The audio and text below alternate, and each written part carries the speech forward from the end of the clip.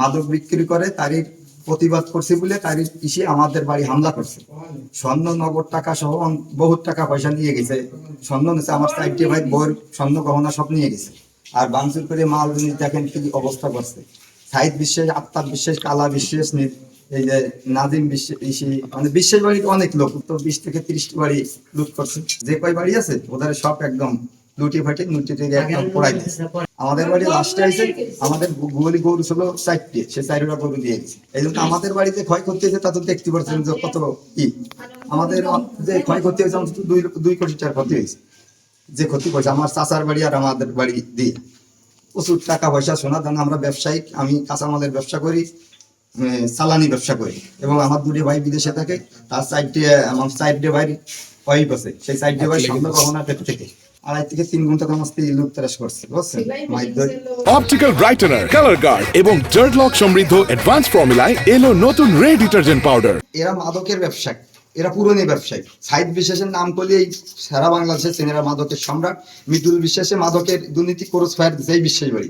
পান্না বিশ্বাস আহত হয়ে রয়েছে, আর্মিতে তারে মারছে, এই মাদক বেছে বিরোধীর উপর বিষয়ে মাদক বেচতেছে, সেই অবস্থায় আর্মিতেও তারে মারছে। সেই পাও ভাঙ্গিয়ে সেই থেকে এখনো মূল্য হয়ে রয়েছে। প্রতিবাদ আমরা করি বলে আমাদের এই পরিণতি, বুঝছেন? এই মাদকের এই চিংড়ি গ্রামে ওরাই মাদকের সম্রাট, এরাই এই বেচা কেনা সবসময়, এবং মার্ডার কাছে সাইদ বিশ্বাস আলম মার্ডারের আসামি। আমরা এর সুষ্ঠু বিচার চাই এবং শাস্তি চাই। লোক চলে আসার পরে তালা ভাঙি ইদ্রিসের ঘর কই, রফিকের ঘর কই, অনেক লোক ছিল, আনুমানিক 150-200 হবে মনে হয়। কিন্তু আমি তাকাই দেখো কিভাবে আমাকে দাবড়তে এসছে, ইদ্রিসের মেয়েরা কোথায় টানি নিয়ে সেই বলতেছে। তা আমরা আস্তে আস্তে ওই বাড়ির অধিক সরিয়ে দাঁড়াইছি, আর ওরা সব ঘরে জালনা বাইয়ে উঠছে, গ্রিল ভাঙিয়ে উঠছে, উঠি বাড়ি গাছ বাইয়ে কি বাইয়ে উঠছে। আমরা তো পলাই রয়েছি ওদিকে। তারপর তো এই যে রুমের মধ্যে যা যা ছিল সব নিয়ে টিয়ে গেছে।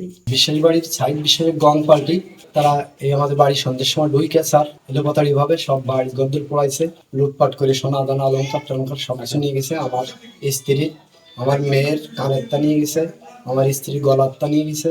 গোটা বংশ স্যার অন্তত 20-40টি বাড়ি গদ্দর সব পড়াই গেছে আর কি।